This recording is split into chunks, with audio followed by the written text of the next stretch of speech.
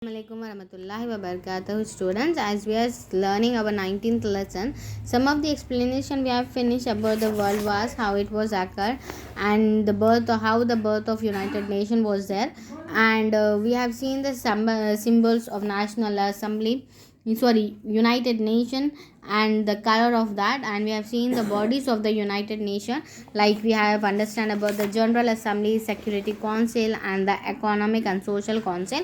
Now we will move forward here and we will see about the International Council of Justice. The International Court of Justice. International Court of Justice. See, this body settles legal disputes which arise among nations, and give advice also on international law, and it is also known as the World Court or International Court of Justice, and it is the main judicial branch of United Nations, and it is located in the Hague in the Netherlands, and the court consists of 15 judges elected by General Assembly and the Security Council. So this is about the International Council. Now come to the Secretariat. The Secretariat, see, that is a day-to-day activity of United Nations which was carried out by the Secretariat, and this body is headed by the Secretary General of United Nations, and it is the most powerful officials and act as a leader or a spokesperson for the entire United Nations. Now coming to the United Nations special agencies. See, it has also special agencies that employ experts in various fields and different companies also, and give expert work of benefits to the other countries, and special agencies which support to the objective of United Nations. The UNESCO, that is a full form of that is United Nations Education, Scientific and Cultural Organization. United Nations Educational, Scientific and Cultural Organization, short form is UNESCO, which was created in 1946, and it is promote to international collaboration in education, science and cultural, and it also tries to support respect for any other important amongst people. And UNESCO played a great role for spreading our education and protecting the natural environment, and it preserves our culture heritage also, and it will also see the various heritage such as World Heritage List. And now coming to the UNICEF, the full form of that is United Nations Children's Fund.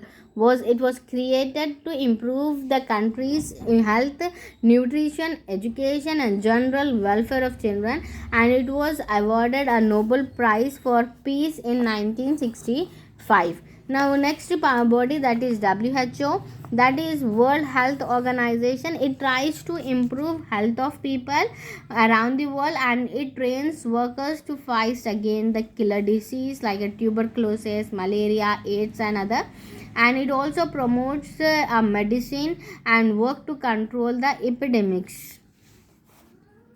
What do you mean by epidemics? See, epidemics is nothing but the breaking out of a disease by which many people are affected. Now for FAO, what is the full form of that? That is Food and Agriculture Organization.